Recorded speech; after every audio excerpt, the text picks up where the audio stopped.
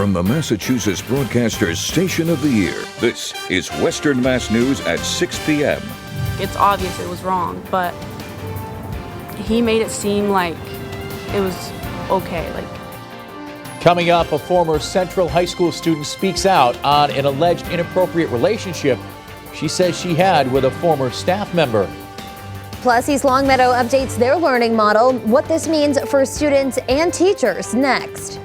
East Hampton alumni are joining together to honor a classmate that was killed in a car accident in December.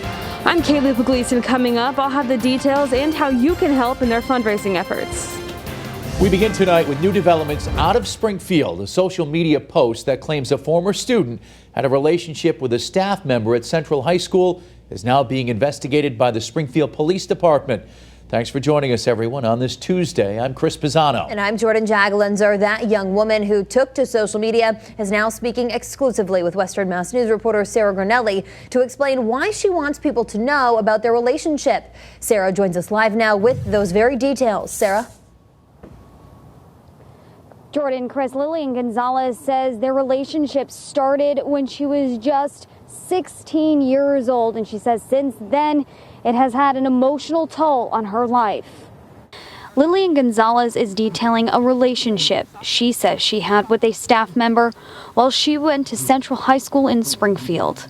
It's not okay. That's why I feel like I needed to go public. Gonzalez tells Western Mass News as a freshman, she looked up to that staff member as a father figure.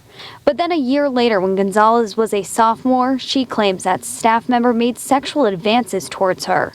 And then they formed a sexual and emotional relationship. He slapped my butt when I walked out of the locker room, and then he texted me a few days after that. She says they saw each other till she graduated in May of 2020, and then started seeing each other again briefly while she was in college. It's something she now regrets. He always was there at big events. So all the big events I remember he's in. So it's not like I have my own memories. So on December 10th, Gonzalez says she went to Central High School to tell school officials what happened to her. The school department tells Western Mass News the staff member was relieved of his duties on December 11th. While the school has named the person in question, we are not yet, because he has not been charged.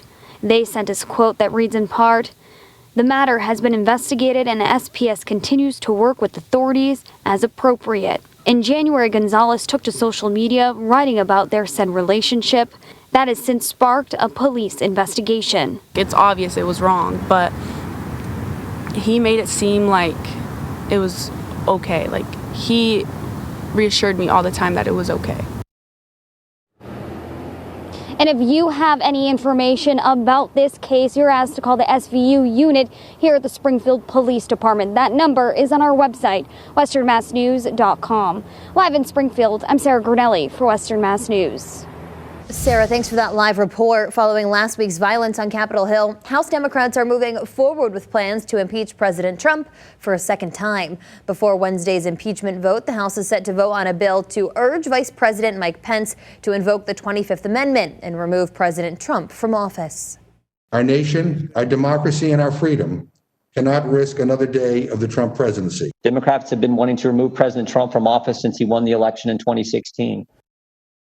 The FBI says armed protests are planned in Washington and all 50 state capitals ahead of Joe Biden's inauguration, prompting law enforcement agencies to step up security. Governor Charlie Baker weighing in on the events on Capitol Hill and the warning from the FBI for the weeks to follow. As of tonight, the governor says there are currently no known threats either to the State House or any other public buildings across Massachusetts.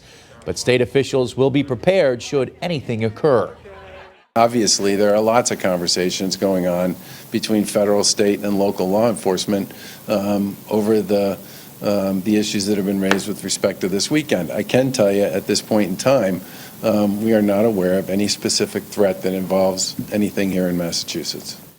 Meantime, the governor announced plans to use facial recognition to identify Massachusetts residents who attended last week's riots on Capitol Hill.